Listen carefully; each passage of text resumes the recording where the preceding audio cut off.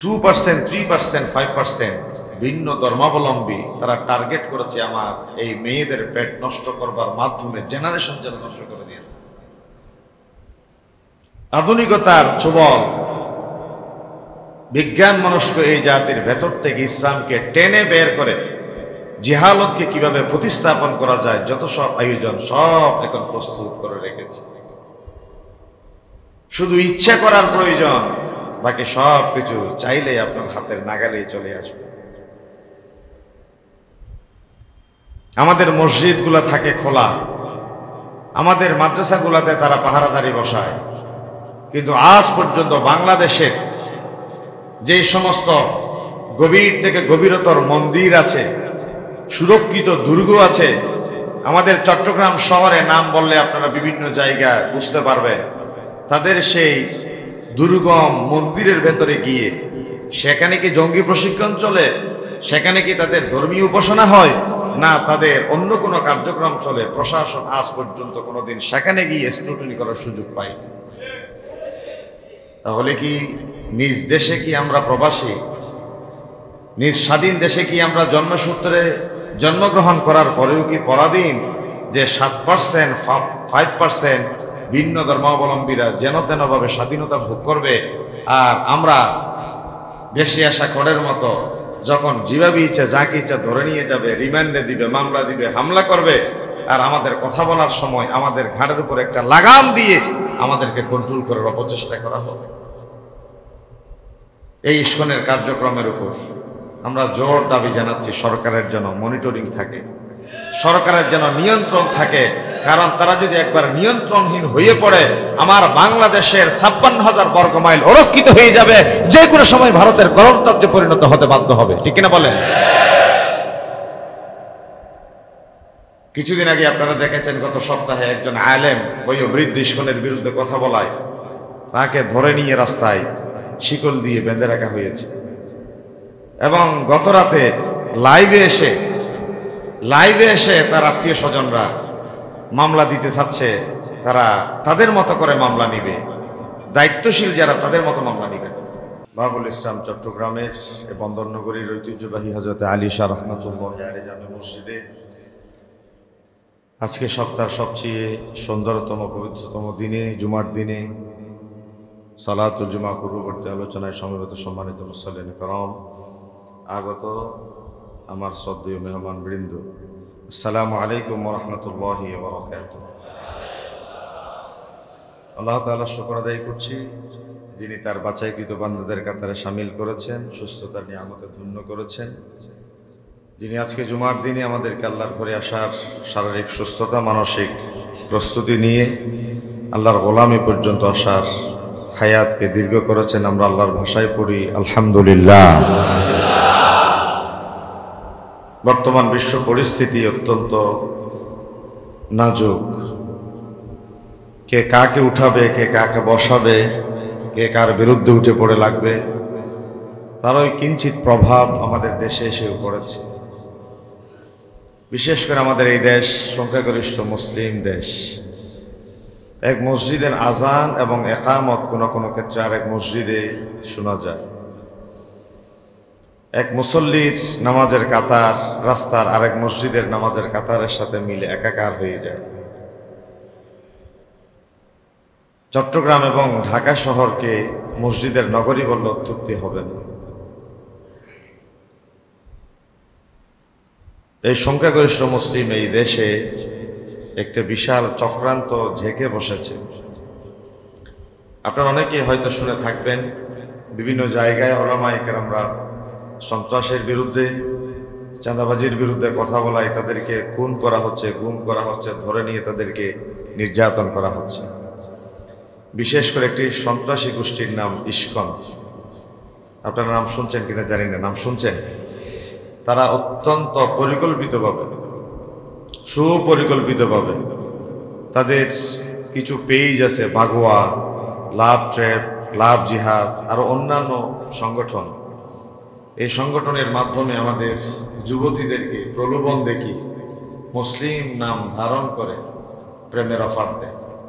তা আমাদের কোমলমতি মেয়েরা তো আসলে সহজ সরল, তারা বুঝে না অনেক সময়। স্কুলে কলেজে বিশ্ববিদ্যালয়ে গমন করা মেয়েরা তাদের সেই পাতানো ফাঁদে পা দিয়ে তাদের সাথে নানা অপকর্মে লিপ্ত হয়ে যায়। এই অপকর্মের প্রথম ফাঁদকে ঘিরে তারা একটা ভিডিও তৈরি করে। এই ভিডিওকে পরবর্তীতে ব্ল্যাকমেইলের একটি হাতিয়ার হিসেবে ব্যবহার করে। তারা বুঝাতে চায় তারা প্রথমবার ট্র্যাপে ফেলে তাদের বেডরুম পর্যন্ত নিয়ে যেতে পারলে আমাদের মেয়েদের প্রথমবার ইচ্ছায় হোক অনিচ্ছায় হোক ধর্ষণ করে। সেই ধর্ষণের পরে ধারণকৃত ভিডিও ক্লিপকে তারা ব্ল্যাকমেইলিং এর হাতিয়ার হিসেবে ব্যবহার করে। পরবর্তীতে তার কাছে মোটা অঙ্কের টাকা দাবি করে এবং তার পেটে বাচ্চা নিতে তারা বাধ্য করে, যেন করে মুসলিম জেনারেশন পূত পবিত্র এই দ্বীনের জান্ডাবাহী মুজাহিদ যেন এই জমিনে আর পয়দা করতে না পারে। এই ধরনের একটা হীন ঘৃণ্য চক্রান্ত ষড়যন্ত্র বিভিন্ন মুসলিম দেশে চেপে বসেছে। তারও একটি অংশ আমার এই দেশ বাংলাদেশের ৬৮,০০০ গ্রামে ৫৬,০০০ বর্গ মাইলে প্রায় ১৮ কোটির অধিক বসতি নিয়ে গড়ে ওঠা বঙ্গোপসাগরের এই কিনারায় সুজলা সুফলা শস্য শ্যামলা বঙ্গের এই সুন্দরতম দেশটাকে তাদের টার্গেটে পরিণত করেছে। আমরা কেবল মানুষ হয়ে পৃথিবীতে বেঁচে থাকার জন্যে আমাদের জন্ম হয়নি। আমাদের প্রথম পরিচয় আমরা মানুষ। সেই মানুষের পরিচয়ের সাথে আমাদের মিলিয়ে দেওয়া হয়েছে আশরাফুল মখলুকাত, সৃষ্টির শ্রেষ্ঠ জীব। মানুষের ভেতরে সর্বোচ্চ শ্রেণী সর্বোচ্চ মর্যাদার অধিকারী মুসলিম, এবং তাও আদম আলাইহিস সালামের যুগের নয়, নূহ আলাইহিস সালামের যুগের নয়। লক্ষ লক্ষ পয়গম্বর পৃথিবীর ইতিহাস থেকে যারা অতীত হয়ে গিয়েছেন তাদের পরবর্তীতে সকলেই মিলে যে নবীর উপর ঈমান এনেছেন, সর্বকালের সর্বযুগের সর্বশ্রেষ্ঠ পয়গম্বর আখেরি নবী মুহাম্মদুর রাসূলুল্লাহ সাল্লাল্লাহু আলাইহি ওয়াসাল্লামের সৌভাগ্যবান গর্বিত উম্মত হওয়ার সুযোগ আল্লাহ আমাদেরকে দিয়েছেন, বলি আলহামদুলিল্লাহ। নবী করিম সাল্লাল্লাহু আলাইহি ওয়াসাল্লাম বলেছেন, আমার বংশের 50 আগে এবং পরে কোনো ব্যভিচারী ছিল না। 50 ধারায় কোনো ব্যভিচারী ছিল না। কোন মায়ের পেট যদি একবার অরক্ষিত হয়ে যায়, ওই মায়ের পেট কোনোদিন আল্লাহর বলি আসার জন্য নিরাপদ আস্তানা হতে পারে না, ঠিক কিনা বলেন? নবী করিম সাল্লাল্লাহু আলাইহি ওয়াসাল্লাম আমার মা জাতিকে সম্বোধন করে বলেছেন, আন্নাসু মাআদিন কামাআদিনিদ যাহাবি ওয়াল ফিদ্দা। স্বর্ণ এবং রৌপ্যের যেমনি খনি থাকে, মায়ের পেট হচ্ছে একটা খনি। স্বর্ণের খনি থেকে স্বর্ণ পাওয়া যায়, রৌপ্যের খনি থেকে রৌপ্য পাওয়া যায়।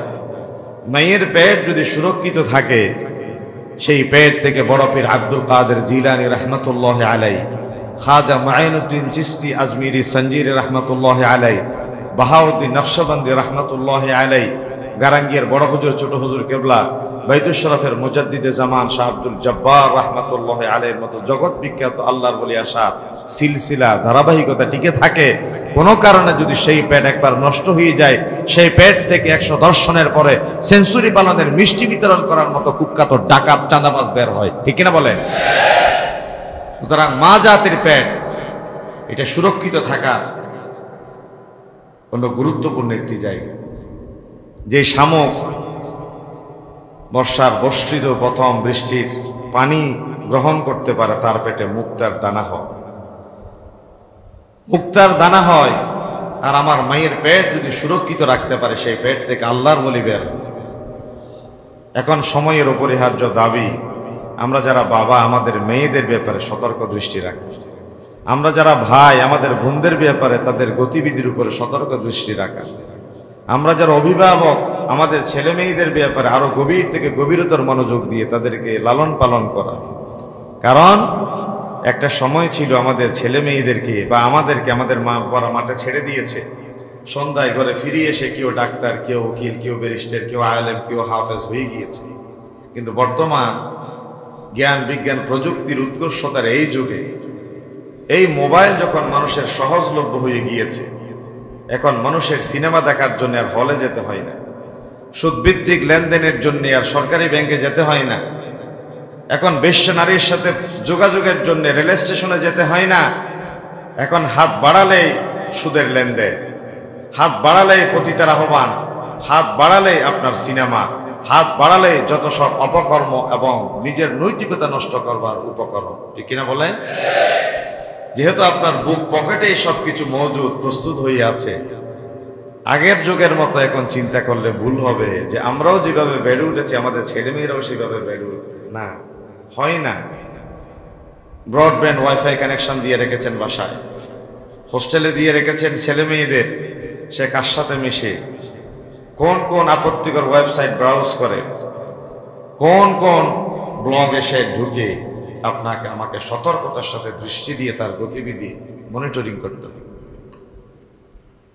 কারণ আপনার বংশধারা আপনার আলোকবর্তিকা, আপনার বংশধারা নষ্ট হওয়ার জন্য একজন ইয়াজিদ যথেষ্ট, আপনার বংশধারা আলোকিত করবার জন্য একজন ইকরামা ইবনে আবি জেহেল যথেষ্ট। আবু জেহেলের ঘরে আল্লাহ তাআলা একজন ইকরামা তৈরি করে দিয়েছে। আর বংশধারা নষ্ট করবার জন্য 40 জন কাতেবে ওহী যারা নবী করিম সাল্লাল্লাহু আলাইহি ওয়াসাল্লামের উপর নাজিল হওয়া কোরআনুল কারীম লিখতেন, তার ভিতরে অন্যতম ছিলেন হযরতে মুআবিয়া রাদিয়াল্লাহু তাআলা আনহু। এই উমাইয়া বংশের প্রথম বংশধারার উপর কালিমা লেপন করে দিয়েছি, যে নবী করিম সাল্লাল্লাহু আলাইহি ওয়াসাল্লামের কলিজার টুকরো নাতি হযরত হুসাইনকে কারবালার প্রান্তরে নির্মমভাবে নিষ্ঠুরভাবে পাশবিকতার সাথে জবে করে দেওয়ার মাধ্যমে হযরত মুআবিয়া রাদিয়াল্লাহু তাআলা আনহার রক্তের সাথে বেঈমানি করেছে এবং মুসলিম জাহানের ইতিহাস ঐতিহ্যের উপরে ছুরি চালিয়ে কত বিখ্যাত করে দিয়েছে, ঠিক না বলেন? এই জন্য বলছি প্রিয় বন্ধুরা আমার, ছেলে মেয়েদেরকে নিজের কন্ট্রোলের ভিতরে রাখবেন, নাগালের ভিতরে রাখবেন। সে কোথায় যায়, কার সাথে মিশে, তার বন্ধুত্ব কার সাথে, এই বিষয়ে আপনাকে সতর্ক দৃষ্টি দিতে হবে। ইদানিংকাল আপনারা দেখেছেন অনলাইনের বিভিন্ন প্ল্যাটফর্মের মাধ্যমে 2%, 3%, 5% ভিন্ন ধর্মাবলম্বী তারা টার্গেট করেছে আমার এই মেয়েদের পেট নষ্ট করবার মাধ্যমে জেনারেশন যেন নষ্ট করে দিয়েছে। আধুনিকতার ছোবল বিজ্ঞান মনস্ক এই জাতির ভেতর থেকে ইসলামকে টেনে বের করে জিহালতকে কিভাবে প্রতিস্থাপন করা যায়, যত সব আয়োজন সব এখন প্রস্তুত করে রেখেছে। শুধু ইচ্ছা করার প্রয়োজন, বাকি সব কিছু চাইলে আপনার হাতের নাগালেই চলে আসবে। আমাদের মসজিদগুলো থাকে খোলা, আমাদের মাদ্রাসাগুলোতে তারা পাহারাদারি বসায়, কিন্তু আজ পর্যন্ত বাংলাদেশের যে সমস্ত গভীর থেকে গভীরতর মন্দির আছে, সুরক্ষিত দুর্গ আছে, আমাদের চট্টগ্রাম শহরে নাম বললে আপনারা বিভিন্ন জায়গায় বুঝতে পারবেন, তাদের সেই দুর্গম মন্দিরের ভেতরে গিয়ে সেখানে কি জঙ্গি প্রশিক্ষণ চলে, সেখানে কি তাদের ধর্মীয় উপাসনা হয়, না তাদের অন্য কোনো কার্যক্রম চলে, প্রশাসন আজ পর্যন্ত কোনোদিন সেখানে গিয়ে স্ক্রুটিনি করার সুযোগ পায়। তাহলে কি নিজ দেশে কি আমরা প্রবাসী, নিজ স্বাধীন দেশে কি আমরা জন্মসূত্রে জন্মগ্রহণ করার পরেও কি পরাধীন যে 7%, 5% ভিন্ন ধর্মাবলম্বীরা যেন তেনভাবে স্বাধীনতা ভোগ করবে, আর আমরা দেশে আসা করের মতো যখন যেভাবে ইচ্ছা যাকে ইচ্ছা ধরে নিয়ে যাবে, রিমান্ডে দিবে, মামলা দিবে, হামলা করবে, আর আমাদের কথা বলার সময় আমাদের ঘাড়ের উপর একটা লাগাম দিয়ে আমাদেরকে কন্ট্রোল করার অপচেষ্টা করা হবে। এই ইস্কনের কার্যক্রমের উপর আমরা জোর দাবি জানাচ্ছি সরকারের যেন মনিটরিং থাকে, সরকারের যেন নিয়ন্ত্রণ থাকে। কারণ তারা যদি একবার নিয়ন্ত্রণহীন হয়ে পড়ে, আমার বাংলাদেশের 56,000 বর্গ মাইল অরক্ষিত হয়ে যাবে, যে কোনো সময় ভারতের গণতন্ত্রে পরিণত হতে বাধ্য হবে, ঠিক কিনা বলেন? কিছুদিন আগে আপনারা দেখেছেন, গত সপ্তাহে একজন আলেম ওই বৃদ্ধ ইস্কনের বিরুদ্ধে কথা বলায় তাকে ধরে নিয়ে রাস্তায় শিকল দিয়ে বেঁধে রাখা হয়েছে। এবং গত রাতে লাইভে এসে তার আত্মীয় স্বজনরা মামলা দিতে চাচ্ছে, তারা তাদের মতো করে মামলা নিবে, দায়িত্বশীল যারা তাদের মতো মামলা নিবে। এটা বিশাল বড় একটি ষড়যন্ত্রের অংশ। আমি আপনাদের কাছে আপনাদের একজন দ্বীনী ভাই হিসেবে সতর্ক করব। দিনই ভাই হিসেবে সতর্ক করলাম, আপনাদের চোখ কান খোলা রেখে চলতে হবে। এবং আমি আরো বলি একটু পড়াশোনার দিকে মনোনিবেশ করেন। ছেলে মেয়েদেরকে একটু বিজ্ঞান মনস্ক জাতি হিসেবে তৈরি করবার জন্য তাদেরকে আরো বেশি গতিশীল, আরো বেশি সৃজনশীল, আরো বেশি ইনোভেটিভ থিঙ্কিং যেন তারা করতে পারে, তাদেরকে একটু আধুনিক জ্ঞান বিজ্ঞানের সাথে পরিচিত করিয়ে দেন। আমরা এখন এই যুগ নাই যে বোমার মোকাবেলা আপনি লাঠি দিয়ে করবেন, AK-47 মোকাবেলা আপনি আপনার হাতের কঞ্চি দিয়ে করবেন, আপনি শারীরিক শক্তি দিয়ে মোকাবেলা করবেন। সেই যুগ কি এখন আছে? ঘোড়া দিয়ে যুদ্ধের ময়দানে সামনাসামনি মল্লযুদ্ধে লিপ্ত হওয়ার মতো সেই পরিবেশ এখন না।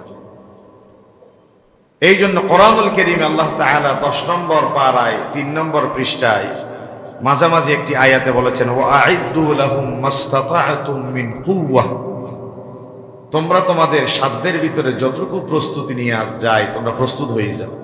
মুফাসসিরিনে কেরাম এই আয়াতের ব্যাখ্যা করেছেন, যেই সময় যেই যুগে বিজ্ঞানের যেমন উৎকর্ষতা, ঠিক ভিন্ন ধর্মাবলম্বীদের মোকাবেলা করবার মতো যেমনই মোকাবেলার প্রস্তুতি দরকার, ঠিক তেমনি মোকাবেলা। রকেটের পরিবর্তে রকেট, জাহাজের পরিবর্তে জাহাজ, বিমানের পরিবর্তে বিমান, দূরপাল্লার ক্ষেপণাস্ত্রের মোকাবেলায় দূরপাল্লার ক্ষেপণাস্ত্র। এই প্রস্তুতিতে যদি আমরা পিছিয়ে থাকি তাহলে কেবলমাত্র মসজিদের কোনায় বসে 2 হাত তুলে চোখের পানি ছেড়ে আল্লাহর দরবারে দোয়া করা ছাড়া আর কোনো উপায় থাকবে না। একটা হাসির গল্প মনে পড়েছে, মাইন্ড করবেন না, আমি কথাটা বলেই ফেলি যেহেতু মাথায় আসছে। আমাদের এক হুজুরের কাছে একজন একটা তাবিজের জন্য আসছে, হুজুর আমাকে একটা তাবিজ দেন। কেন? বলে যে আমার একটা বাচ্চা নিতে ইচ্ছা। আচ্ছা তাবিজ লিখে দিল হুজুর। কিছুদিন পরে আবার আসছে, হুজুর তাবিজে তো কাজ করে নাই, আরেকটা তাবিজ দেন। আবার লিখে দিল হুজুর তাবিজ। তৃতীয় বারে আবার আসছে, হুজুর তাবিজ দেন। বলে যে তোমারে শুধু তাবিজেই দিতে থাকি, তুমি কতদিন হয়েছে বিয়ে করেছো একটু বলো তো। স্বাভাবিক কোনো মানুষ বারবার আসলে একটু মায়া তৈরি হয়। বলে যে হুজুর আমি তো বিয়ে করিনি। বলছে কি আশ্চর্য ব্যাপার, তাবিজে তো বাচ্চা দিতে পারে না, বাচ্চা হওয়ার জন্য তো তোমার বিয়ে করতে হবে, বউয়ের শরণাপন্ন হতে হবে, নির্জনাবাস দরকার আছে, ঠিক কিনা বলেন না? বিয়ে না করে বাচ্চা তালাশ করা যেমনি বোকামি, ঠিক প্রস্তুতিহীন এই জমিনে কোরআন হাদিসের আল্লাহর দ্বীনের পক্ষে বলিষ্ঠ ভূমিকা পালন করার দোয়া করাও ঠিক তেমনি বোকামি। শুধু দোয়ার মাধ্যমে পৃথিবীর সবকিছু হয়। নবী করিম সাল্লাল্লাহু আলাইহি ওয়াসাল্লাম আপনি জানেন বুখারীর হাদিস, এইভাবে হাত তুলেছেন, এইভাবে হাত তোলা বগল দেখা গিয়েছিল রাসূলুল্লাহ, আল্লাহুম্মা নশুদুকা আহদাকা ওয়া ওয়া'দাক আল্লাহুম্মা ইন শি'তা লাম তু'বাদ। ও আল্লাহ, আগামীকাল সকালে তোমার 313 জন গরিব গুরবা সাহাবী, তীর নাই, নেজা নাই, বল্লম নাই, অস্ত্র নাই, কোনো প্রস্তুতি নেই আমাদের, আল্লাহ তোমার নির্দেশে বের হয়ে যাচ্ছে। আল্লাহ তুমি যদি আগামীকাল ফজরের সূর্যোদয়ের আগে তোমার গুটি কয়েক বান্দাকে তোমার মসজিদ তোমার কুদরতি পাই সিজদা দিক দেখতে চাও, আজকে বিজয়ী দাও। যদি তুমি চাও জমিন থেকে দিন নির্বাপিত হয়ে যাক, মাটির নিচে দাফন হয়ে যাক, তাহলে আল্লাহ তুমি শেষ করে দাও। এই কথা বলতেই ফাআখাযা আবু বকর বিয়াদিহি, হযরত আবু বকর সিদ্দিক গিয়ে হাত ধরলেন এবং হাত ধরে বললেন ওয়াকালা হাসবুক, যথেষ্ট হয়ে গেছে, দোয়া দূরে যথেষ্ট। আমার নবী যদি দোয়া করে বসে থাকতেন, চাইলে পারতেন না? কথা বলেন, আমার নবী যদি দোয়া করে ঘরে বসে থাকতে চাইতেন, পারতেন না? দোয়া করে কি তিনি বসেছিলেন নাকি 70 মাইল হেঁটে বদরে গিয়েছেন? বদরে গিয়েছেন। বদরে যখন তিনি ফিজিক্যালি উপস্থিত হলেন, আল্লাহ বলেন যেখানে জগতের শ্রেষ্ঠ সোনার মানুষটা ময়দানে এসে হাজির হয়ে গিয়েছে, এখন আমি আল্লাহর দায়িত্ব এবং কর্তব্য হয়ে গেল। তাদের কোনো প্রস্তুতি নেই, তাদের কোনো অস্ত্র নাই, নেজা নাই, বল্লম নাই। আমি আল্লাহর ওয়াদা, তোমরা খেজুর গাছের ঢাল চালাবে, খেজুর গাছের ঢালকে ধারালো তরবারির মতো শান দিয়ে আমি আল্লাহ ওয়াজিব হয়ে গেল। সুবহানাল্লাহ বলে। আল্লাহ তো চাচ্ছেন যেতে হবে আগে মাঠে, নামেন না আপনি, প্রস্তুত হন না। সব ছেলের হাফেজ বানাতে হবে, কে বলেছে আপনাকে? সব ছেলের আলেম বানাতে হবে, কে বলেছে আপনাকে? শরীয়তের মৌলিক জ্ঞান অর্জন করেন, শরীয়তের মৌলিক জ্ঞান অর্জন করা ফরজ। আপনি হজে যাচ্ছেন, হজের জ্ঞান অর্জন করা ফরজ। রোজা আসছে, রোজার জ্ঞান অর্জন করা ফরজ। আপনি যাকাত দিবেন, যাকাতের জ্ঞান অর্জন করা ফরজ। আলেম, হাফেজ, অভিজ্ঞ, বিশেষজ্ঞ একদল, মুহাদ্দিস, মুফাসসির, এটা বিশেষ একটা শ্রেণী হবে। আপনি যদি আপনার মেয়েকে ডাক্তার না বানান, তাহলে আমার মেয়ে, আপনার মেয়ে, আমার বিবি, আপনার বিবি কোনো কারণে যদি সিজার করতে হয়, আপনি কি চান কোনো পুরুষ ডাক্তার দিয়ে আপনার বউয়ের সিজার হোক? তো আপনার মহিলা ডাক্তার তৈরি না করলে সিজার কার দিয়ে হবে? কেন আপনি গিয়ে বিজ্ঞানের বিরোধিতা করেন? ইসলাম একপাক্ষিক কথা বলে না কখনো। এবং যারা বলে ইসলামী জ্ঞান ছাড়া বাকি জ্ঞান লেজ কাটা, আমি তাদের ঘোর বিরোধী একজন মানুষ। আমি বলি পৃথিবীর সমস্ত জ্ঞান মানুষের অগ্রগতির এটা একটা মাইলস্টোন, মাইল ফলক। আমাদের বিশ্ববিদ্যালয়ের একজন ম্যাডাম আছেন, বিশ্ববিদ্যালয়ের একজন ম্যাডাম, তিনি সায়েন্সের একটা বিষয় নিয়ে পিএইচডি করেছেন। তো ম্যাডাম আমাকে সবসময় অনুরোধ করে, বয়স্ক মুরব্বী, তিনি বলে যে স্যার আপনি আমাকে একটু সময় দিবেন প্লিজ, আমি কোরআনের যেই আয়াতগুলা বিজ্ঞান ভিত্তিক আলোচিত হয়েছে ওই আয়াতগুলো আপনি আমাকে বাছাই করে দিবেন, আমি ওই আয়াতগুলা নিয়ে একটু ঘাঁটতে চাই। কারণ হুজুররা তো নামাজ, রোজা, দিন, ধর্মের ব্যাপারে কথা বলবে এটা সাধারণ মানুষ জানে, কিন্তু আপনি একটু যদি বিজ্ঞানকে রিলেট করে কথা বলতে পারেন তাহলে মানুষের আকর্ষণটা একটু বেড়ে যাবে, মানুষ দিনের প্রতি আরো বেশি আকৃষ্ট।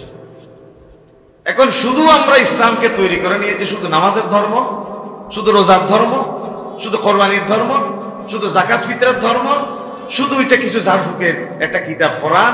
এই কোরআন কেবলমাত্র মানুষ মারা গেলে তার কবরস্থানে গিয়ে তেলাওয়াতের কিতাব, ঠিক কিনা বলেন না? এই কিতাব দিয়ে যে রাষ্ট্র পরিচালনা করা যায়, কিতাব দিয়ে যে পৃথিবী পরিবর্তন করা যায়, সেটা তো আমার নবী মুহাম্মদ রাসূলুল্লাহ সাল্লাল্লাহু আলাইহি ওয়াসাল্লাম দেখিয়ে দিয়েছেন। সেটা দেখিয়ে দিয়েছেন। যদি এমন হতো অলীক কল্পনা পৃথিবীতে কেউ দেখিয়ে দেয় নাই, সেটা কেবল আপনি প্রথম শুরু করছেন, তাহলে ধরে নিতাম যে না, এটা অবাস্তব বিষয়। কোরআন দিয়ে যে রাষ্ট্র পরিচালনা করা যায়, ক্ষুধা দারিদ্র মুক্ত স্বনির্ভর রাষ্ট্র বিনির্মাণ করা যায়, সেটা কি প্রমাণিত নাকি নতুন? বলেন না একটা আওয়াজ দিয়ে, প্রমাণিত না নতুন? এটা প্রমাণিত, এটা রাসূলুল্লাহ করে দেখিয়েছেন। এবং বাঘ এবং হরিণ যে এক ঘাটে পানি খায়, সেটা তো প্রমাণিত। এবং খোলাফায়ে রাশেদার সোনালী যুগ আপনি ঘেটে দেখেন, সেটা প্রমাণিত। হযরত ওমর খুতবা দিতে দাঁড়িয়েছেন, এক মুসল্লি হাত তুলে বলে, আমিরুল মুমিনিন কথা আছে। কি কথা? বলে যে রাষ্ট্রীয় কোষাগার থেকে যে কাপড় বিতরণ করা হয়েছে সেই কাপড় দিয়ে আমরা জামা সেলাই করলাম, একটা পূর্ণ জামা হয় নাই, কিন্তু রাষ্ট্রীয় কোষাগার থেকে বরাদ্দকৃত কাপড় আপনি খলিফা হিসেবে তো দুইটা পান না, আপনি তো একটা পাবেন। বলে যে হ্যাঁ, তা আপনার লম্বা জামা কেমন হইল? আপনার লম্বা জামা কেমন হইল? আপনারটা তো লম্বা, আমার শর্ট। এক পাশ থেকে হযরত ওমরের ছেলে হাত তুলে বলে, জবাবটা আমি দিই? বলে যে হ্যাঁ দাও। বলে যে আমার বাবা অর্ধ পৃথিবীর শাসক, আমাদের ঘরে কত রাষ্ট্র থেকে প্রতিনিধিরা আসে, আমার বাবা ছেঁড়া ফাটা থালি দিয়ে জোড়া কাপড় দিয়ে তাদের সাথে কথা বলে, তারা মুখ টিপে টিপে হাসে। আমার বাবার দাপটের সাথে তারা হেরে যায়, কিন্তু তার বেশভূষা এটা কেমন যেন লাগে। এই জন্য আমাদের তো জামা কাপড় আছে, আমার বাবা একজন রাষ্ট্রের প্রতিনিধি হিসেবে আমার ভাগে পাওয়া কাপড়টা সহ দিয়ে আমার বাবার একটা লম্বা জামা সেলাই করে দিই। This is the beauty of Islam. This is reality. রাসূলুল্লাহর কাছে এসে, ইয়া রাসূলুল্লাহ, মক্কা বিজয় হয়েছে কেবলমাত্র, ওই মখজুমি গোত্র, ভেরি ডিগনিফাইড, অত্যন্ত বিচক্ষণ এবং মর্যাদা সম্পন্ন গোষ্ঠী কুরাইশ বংশের বনু মখজুমিয়া গোত্র, কোনো কারণে ওই মহিলা চুরি করেছে আর কি। এই শিশু ইসলামী রাষ্ট্রে ইসলাম প্রতিষ্ঠিত হওয়ার সাথে সাথে আপনি এত কঠিন রায় দিয়ে দিলেন। কেমন রায়? যেই মহিলা চুরির দিয়ে অভিযুক্ত হয়েছিল, রাসূলুল্লাহ তার বিরুদ্ধে রায় দিয়েছেন যে বলছে তার হাত কেটে দাও। কি কেটে দাও? হাত কেটে দাও। এখন সাহাবায়ে কেরামরা বলে, ইয়া রাসূলুল্লাহ, ইসলাম শুধুমাত্র কেবলমাত্র এখনই আমরা বিজয় করলাম, প্রতিষ্ঠিত হয়েছে, এখন এত কঠিন আইন যদি আপনি কার্যকর করেন, একটা আনওয়ান্টেড সিচুয়েশন তো ক্রিয়েট হয়ে যেতে পারে, একটা তো উদ্ভূত পরিস্থিতি তৈরি হয়ে যেতে পারে যদি আমরা সামাল দিতে না পারি। সাহাবায়ে কেরামদের ভিতরে এটা গুঞ্জন শুরু হয়ে গিয়েছে।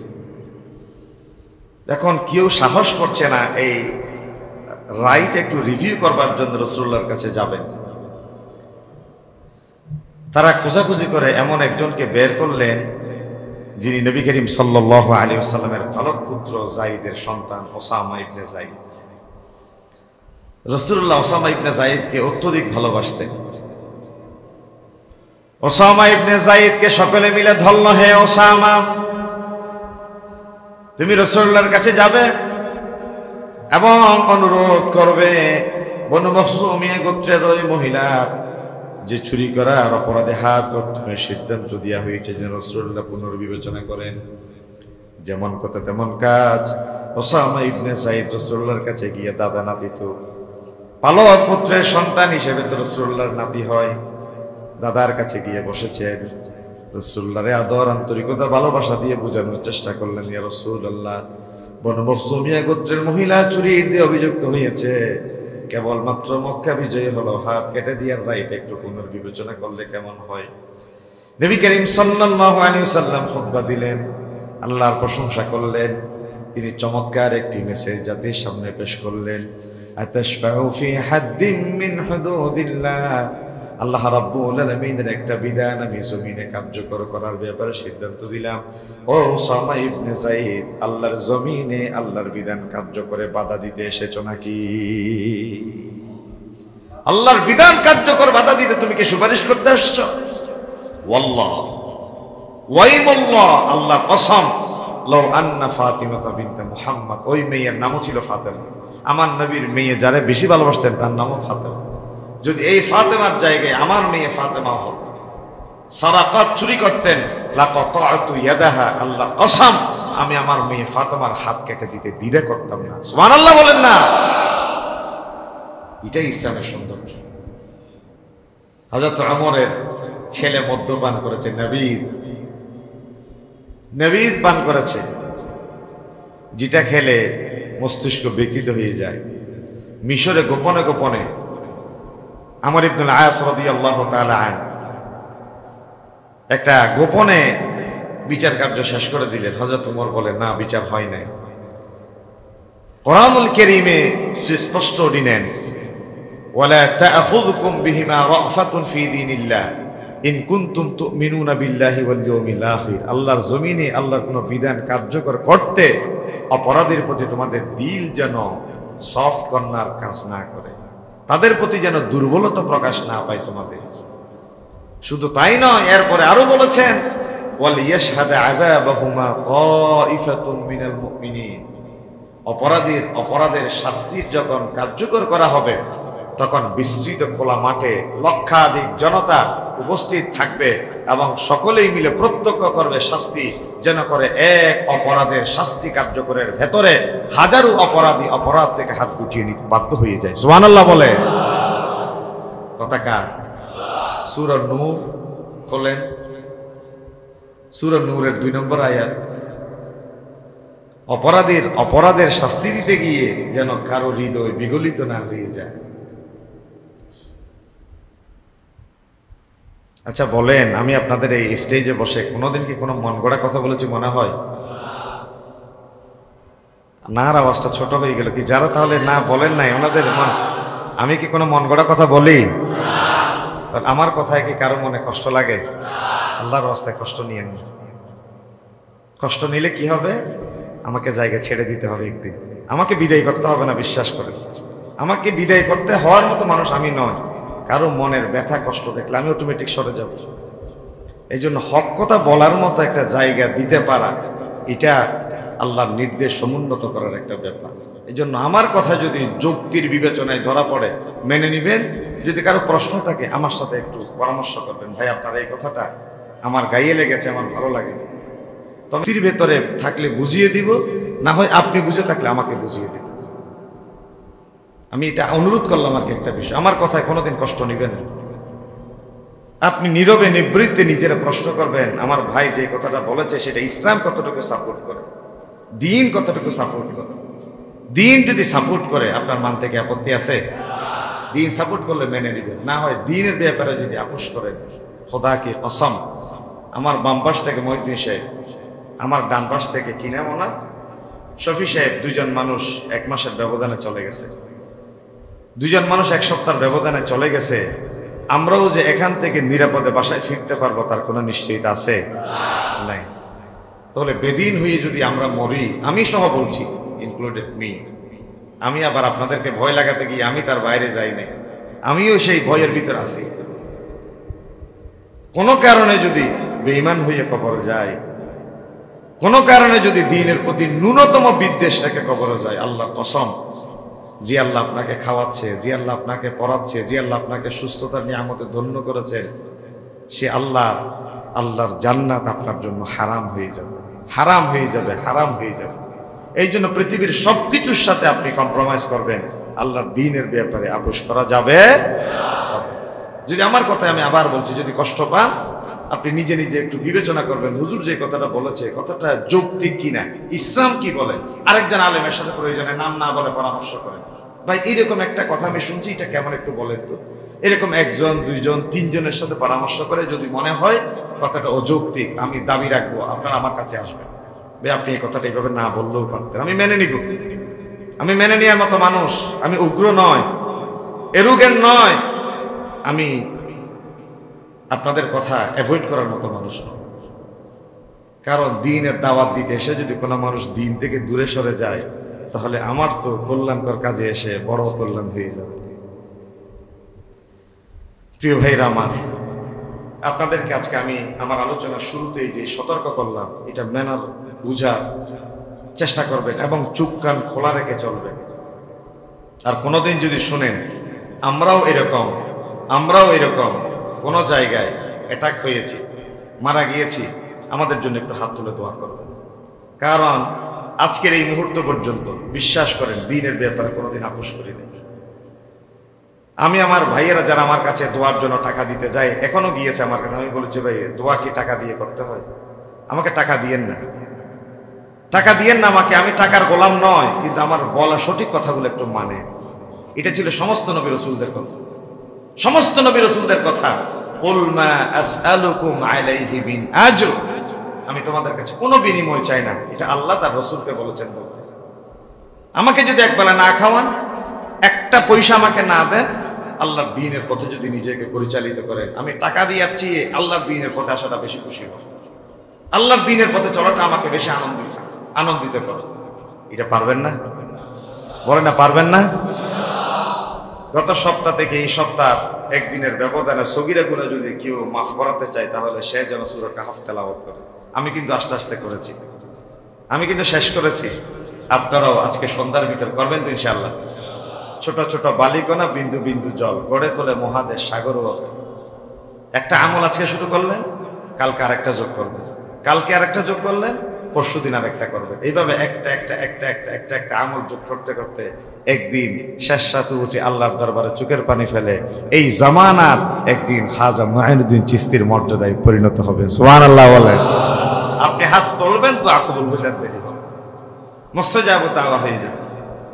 আর তাহাজ্জুদ ছাড়া কোন পৃথিবীতে কোন জমিনে আল্লাহর ওলি কেউ হতে পারে? তাহাজ্জুদ করবেন, কোরআন তেলাওয়াত করবেন। গতকাল আন্তর্জাতিক ইসলামী বিশ্ববিদ্যালয়ের একজন ভাই আমার অফিসে মেহমান হয়ে এসেছেন। তিনি আল আজহার পড়াশোনা করেছেন, কায়রোতে পড়াশোনা করেছেন, পরে পিএইচডি করেছেন মালয়েশিয়া ইউনিভার্সিটি আইআইইউএম, কিছুদিন পরে মালয় ইউনিভার্সিটি থেকে, যেটা সরকারি ইউনিভার্সিটি।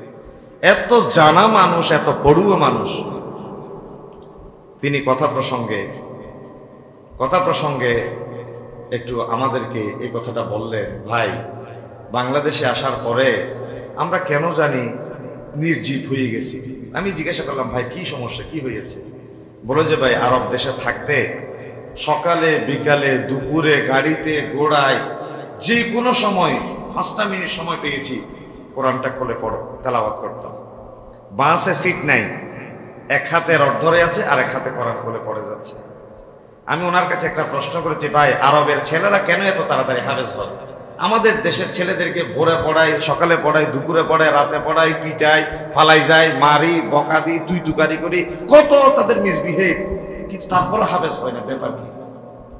বলে যে ভাই বীজ ভালো তো ফলন ভালো, বীজ ভালো তো ফলন ভালো। বলে যে একটু ব্যাখ্যা করেন। বলে যে আরব দেশে আপনি ঘরে গেলেও মা কোরআন পড়ে, বোনের বাসায় গেলে বোন কোরআন পড়ে, ফুফির বাসায় গেলে ফুফু কোরআন পড়ে, গাড়িতে উঠলে ড্রাইভার কোরআন পড়ে, প্যাসেঞ্জার কোরআন পড়ে, বিশ্ববিদ্যালয়ে গেলে ক্লাসে শিক্ষক কোরআন পড়ে, ছাত্ররা কোরআন পড়ে, মসজিদে গেলে মুসল্লিরা কোরআন পড়ে। যে ইভেন উনি উদাহরণ দিতে গিয়ে বলছেন, বলছে মাইন্ড করবেন না, আমি বাড়িয়ে বলছি না, কোন মানুষ বাথরুমের লাইনে দাঁড়িয়েছে, এটা উদাহরণ উনি দিয়েছেন। যদি বাথরুমের লাইনে দাঁড়িয়েছেন, দেরি হচ্ছে একটু বের হইতে, লাইনে দাঁড়িয়েছে, ততক্ষণ কোরআন পড়েছে। মানে গুরুত্ব দিতে গিয়ে তিনি বলছেন এটা যদিও খারাপ এক্সাম্পল, আমি গুরুত্ব দিতে গিয়ে বললাম যে এই সময়টাও তারা অপচয় করে। তো বলে যে তাদের ছেলে হাফেজ না হয়ে তারা কোরআন শুদ্ধ না করে করবে কেন? তো আমরা সারাদিন গুসিপ করি, সারাদিন বাজে গল্প করি, সারাদিন সময় নষ্ট করি। এক বিজ্ঞানী বলেছিল, আপনাদের নিশ্চয়ই মনে আছে, আই ওয়াজ টাইম। এক সময় আমি প্রচুর সময় অপচয় করতাম। যখন তিনি বিজ্ঞানী হয়েছেন, বলছেন নাও টাইম ওয়াস্ট মি, এখন সময় আমাকে অপচয় করে। একটা বিজ্ঞানের থিওরি নিয়ে যখন লিখতে বসি, গবেষণায় বসি, তখন রেস্টের সময় কোথায় গেল, খাওয়ার সময় কোথায় গেল, কথা বলার সময় কোথায় গেল, বলে আমার মনে নেই। যতক্ষণ কাঙ্ক্ষিত লক্ষ্যে পৌঁছতে পেরেছি ততক্ষণ আমার শান্তি নেই। বলে যে এক সময় যে খেলতাম, এক সময় যে আড্ডা দিতাম, এক সময় যে সময় নষ্ট করতাম, নাও টাইম ওয়াস্ট মি, এখন সময় আমাকে অপচয় করছে। তুই ঘুমাইতে পারবি না, তুই খেতে পারবি না, এটা কাজ আগে শেষ কর। বাবার একটু সময়ের প্রতি যত্নশীল হন, একটু কাজে লাগান সময়টারে। কাজে লাগানোর সবচেয়ে গুরুত্বপূর্ণ ব্যাপার পড়াশোনা। পড়াশোনা আর পড়াশোনার ফার্স্ট প্রায়োরিটি যেন হয় কোরআন।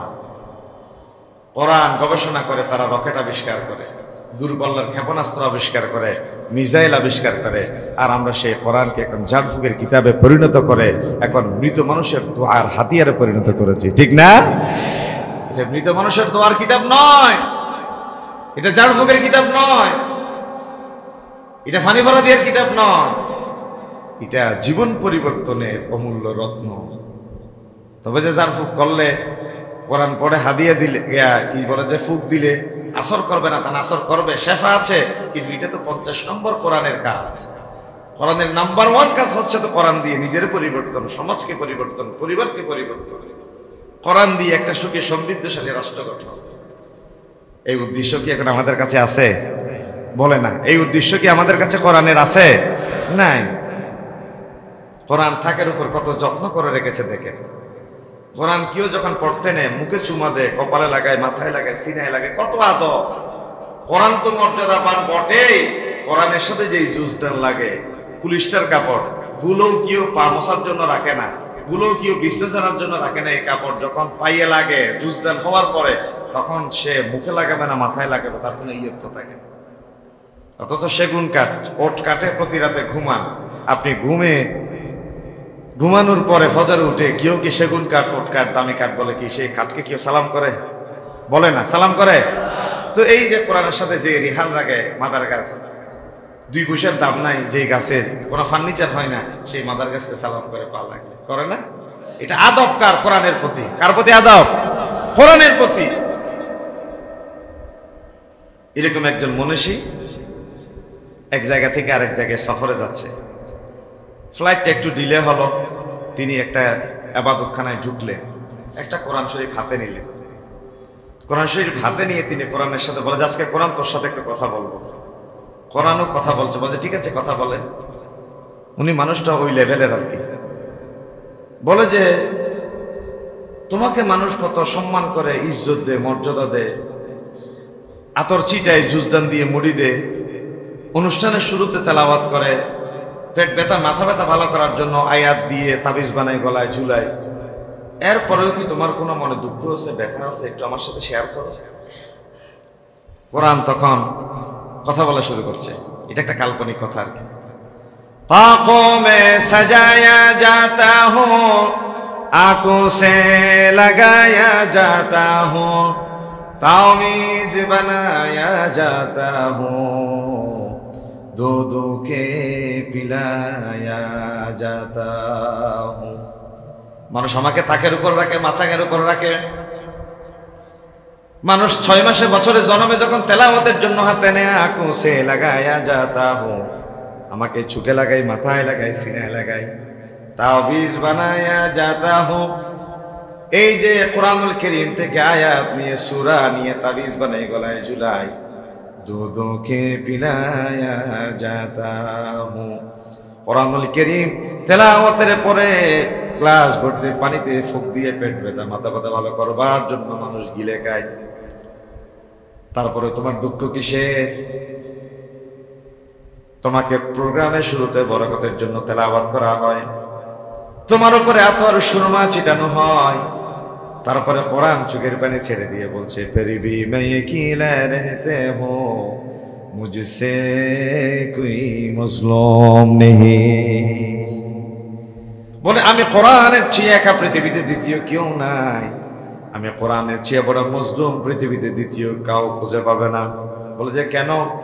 57টির অধিক মুসলিম রাষ্ট্র আছে, আমি কোরআনকে মানুষ জারফুকের কিতাব বানালো, তাবিজ দুয়ার কিতাবে পরিণত করলো, মৃত মানুষ পাহারাদারি করবার জন্য রাতের পর রাত জেগে জেগে কোরআন তেলাওয়াত করলো। কিন্তু 57টির অধিক মুসলিম রাষ্ট্রের একটা রাষ্ট্র এমন নাই আমি কোরআনকে দস্তুর বানিয়ে কনস্টিটিউশন বানিয়ে জিহালতের অতল গহ্বর থেকে জাতিরে টেনে নিয়ে এসে একটি সোনালী সূর্য উদয় করে আমার নবী যে সুন্দর সোনার মানুষে পরিণত করেছিলেন জাহেলি মানুষদেরকে, সেই সোনার মানুষ পরিণত করবার জন্য পৃথিবীতে এমন কোন রাষ্ট্র নাই যে রাষ্ট্রের সংবিধান আমি আল কোরআন আছে। পৃথিবীর কোন রাষ্ট্রের সংবিধান তার কোরআন নাই।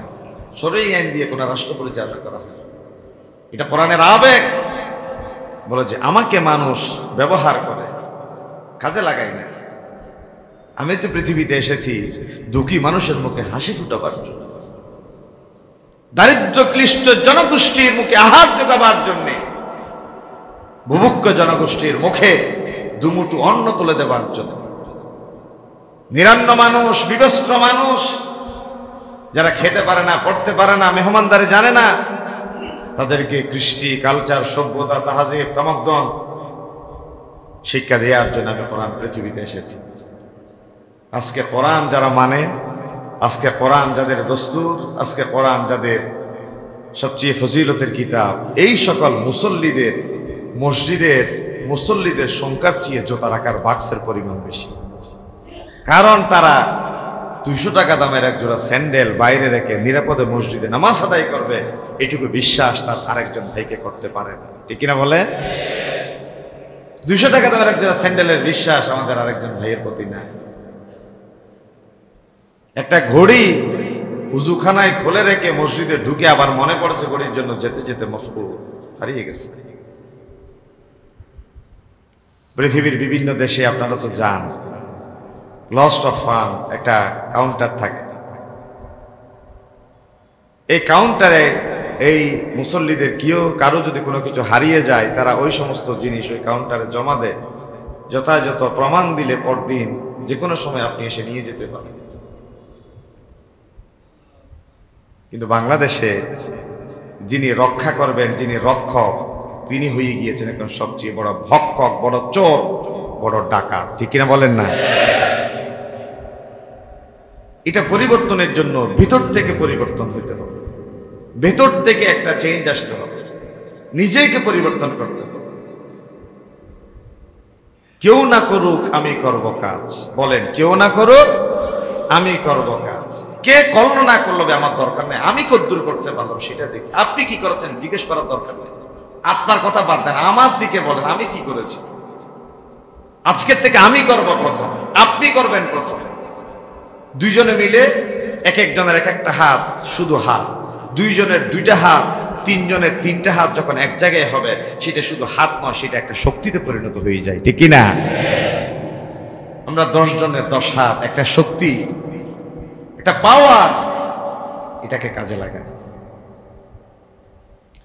জুমার এই মেহরাব বিচারালয়, জুমার এই মেহরাব রাষ্ট্র পরিচালনার, ক্যাবিনেট গঠনের অন্যতম সূতিকাগার। কিন্তু এখন এই জায়গা থেকে এমন কিছু কথা বলা হয় মুসল্লিরা সামনে, যতক্ষণ তাকে বিরক্ত হয়, ঘুমায়, একামত দিলে ধীরে ধীরে ঘুম ভেঙে চোখ মুছামুছি উঠে নামাজের জন্য দাঁড়ায়। অধিকাংশ মসজিদের মেহরাব যেন এখন হয়ে গিয়েছে পুঁতিপাটের জায়গা। কি বলে খতিব বোঝানো না, কি বলে মুসল্লিরও বুঝে। অথচ এই জায়গাটা থাকার কথা ছিল আমার এই যুবকদেরকে আন্দোলিত করার জায়গা। আমার এই জায়গাটা থাকার কথা ছিল আমার এই মুসলিম উম্মাহ এক সপ্তাহ কর্মসূচি কর্মপদ্ধতি ঘোষণা করার জায়গা। এই জাতির ভেতরে যদি একবার জাগরণ তৈরি করা যায়, একবার বারুদের ভেতরে যদি আগুন ধরিয়ে দিয়ে যায়, এই বাংলাদেশের এই টাইগাররা 9 মাস রক্তক্ষয়ী যুদ্ধের মাধ্যমে বিশ্বের অন্যতম পরমাণু শক্তিধর রাষ্ট্র থেকে তারা তাদের স্বাধীনতার সূর্য উদিত করেছে, লাল সবুজের পতাকা নিশ্চিত করেছে। একটা স্বাধীন সার্বভৌম রাষ্ট্রের ভূখণ্ড তারা নিজেদের দখলে নিতে সক্ষম হয়েছে। পৃথিবীর ইতিহাসে 9 মাসের এত একটি স্বাধীন রাষ্ট্রের পেছনে কারা কত ভূমিকা পালন করে অর্জন করতে পেরেছে, আমার দ্বিতীয় কোনো রাষ্ট্রের কথা ইতিহাস জানা। এই জাতির ভিতরে তো বারুদ আছে, এই জাতির ভেতরে তো পারদ আছে, কিন্তু জ্বালিয়ে দেবার মতো কোনো মানুষ আমরা খুঁজে পাচ্ছি। এখন আমাদের দরকার একজন সালাহউদ্দিন আইয়ুবীর, আমাদের একজন আদর্শ রাষ্ট্রনায়কের দরকার, যে আদর্শ রাষ্ট্রনায়ক আমাদেরকে একটু সামনের দিকে হেইয়া বলে ধাক্কা দিবেন, এর এই জাতি মাথা উঁচু করে দাঁড়িয়ে একটি ক্ষুদা দারিদ্র মুক্ত স্বনির্ভর রাষ্ট্র গঠন করতে পারবে বলে ইনশাআল্লাহ। কিন্তু এই মানুষ কোথায় কোন জমিনে গেলে মিলবে আল্লাহ ভালো জানে। প্রিয় উপস্থিতি, আজকে আমি আপনাদের সাথে যে সময় কাটালাম, এটা ছিল আমাদের নতুন একটা জার্নি, এটা একটা নতুন যাত্রা, নতুন প্ল্যান, নতুন কর্মসূচি। আমরা যদি সেই কর্মসূচির সাথে একাত্মতা ঘোষণা করতে পারি, আমরা একটি সফল পরিবারের কর্তা, সফল রাজনীতিবিদ, সফল অর্থনীতিবিদ, সফল পরিকল্পনাবিদ হিসেবে নিজেকে জাতির সামনে উপস্থাপন করতে পারবো। যদি কোনোভাবেই আমাদের জীবনের সেই মিশন ভিশনকে আমরা নির্ধারিত সেই টার্গেটে নিশ্চিত করতে না পারি, তাহলে আমাদের পরবর্তী প্রজন্মের জন্য ঘোর অন্ধকার অমানিসা অপেক্ষা করছে। এখন আপনার হাতে দায়িত্ব, আপনি কি ডানে যাবেন না বামে যাবেন? আপনি কি রক্ষণশীল দায়িত্বশীল হবেন, নাকি উদার দুর্বল চিত্তের অধিকারী অভিভাবক হবেন? সেটা একান্ত আপ টু ইউ, এটা আপনার জন্য ছেড়ে দিল। আজকের কথাটা আমি ইচ্ছা করে এই বিষয়ের উপর আলোচনা করলাম। আমার নির্ধারিত বিষয় আলোচনা ছিল সালাত। ইনশাআল্লাহ সামনের জুমে আল্লাহ যদি তৌফিক দেন আলোচনা করব। আমাদের কিছু এলান আছে, আপনাদের কাছে পেশ করছি। আমাদের